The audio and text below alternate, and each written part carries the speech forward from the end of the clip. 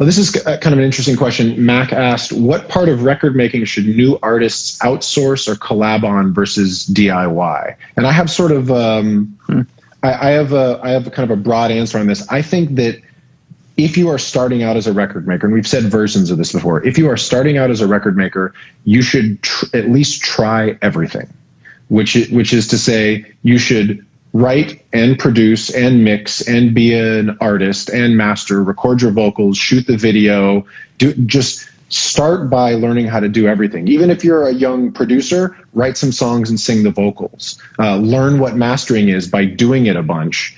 And then once you start doing that, and at the same time, be collaborating with people. But if you learn all of those things and understand what they do, you will be better informed in your collaborations. And then you can collaborate with the right people who take the thing that you know a little bit how to do, but they're super passionate about it. Like you may discover through writing and producing and mixing and mastering that your friend is an amazing producer and musical in a way that you aren't. So you can write some songs, hand them off to your friend, then get back things that you can tweak and finish. Or you find someone that's a young mixer, or you find some great lyricist or whatever. So my advice to that is it depends on who you are and what your skill set is, what you start outsourcing / collaborating on.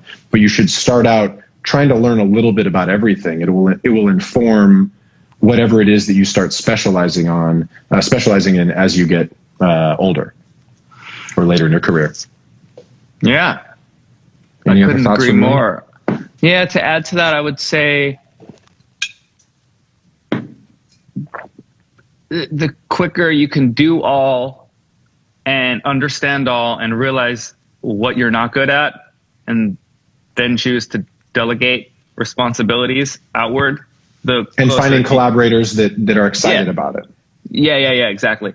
The quicker you'll get to finished products that you're more proud of being a part of than mediocre ones that you thought you needed to do from the beginning to end.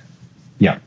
Do everything so that you can quickly figure out the things that you're not as good at, which usually just means you're not as excited about doing. But you should do them to learn them. It's better to have 5 to 10% of 100 songs that do well than one song 100% that didn't do well. Meaning collaboration is, yeah. I'm just trying to put it into a monetary value there. Yeah, 100% of 0 is not a big number. 10% of $1 million is a lot more. Yeah. So collaboration is key here. So. I think generally collaboration, I'm obviously all for. Oh, the one other thing I was going to add to that is I don't think you need to understand mastering.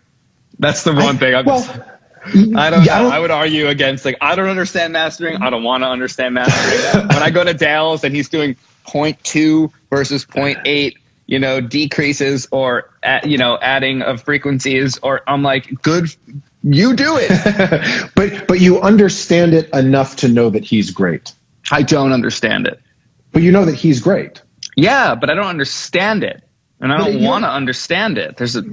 I think we're saying this. I think we're saying the same thing. There's a magic to sending it to someone and getting something back that's better than what you sent, and not knowing how it happened, and not asking how it happened, and not being so curious on how it happened. I disagree with that point. I think I would still want to know how it happened, and then still let him do it. But it's just going to add to my knowledge base. But I know what you mean. You don't need to go so far into everything. Just go enough to understand why somebody else is good. Fight. We so rarely disagree. People are like, oh, they disagreed on something.